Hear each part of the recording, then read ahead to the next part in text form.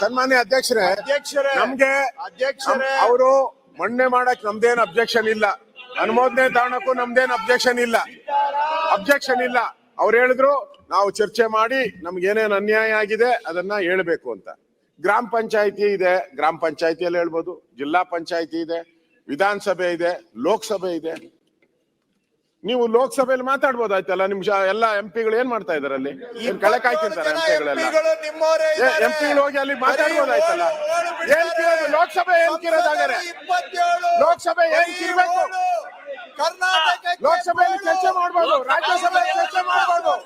ಚರ್ಚೆ ಮಾಡ್ಲಿಲ್ಲ, ಅವಕಾಶ ಕೊಟ್ಟಾಗ ಲೋಕಸಭೆ ಒಂದಿನ ನಡ್ಸಕ್ಕೂ ಬಿಡ್ಲಿಲ್ಲ.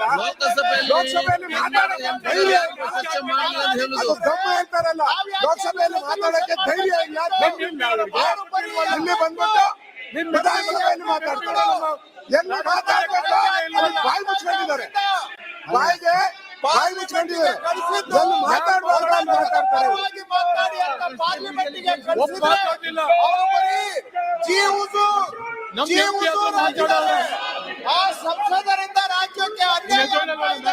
ಬೆಂಗಳೂರಿನಿಂದ ಮಂಗಳೂರುವರೆಗೆ, ಬೀದರ್ನಿಂದ ಚಾಮರಾಜನಗರದವರೆಗೆ ನಿಮ್ಮ ಸುದ್ದಿ ನಿಮ್ಮದೇ ಭಾಷೆಯಲ್ಲಿ. ಕರ್ನಾಟಕ ತಕ್.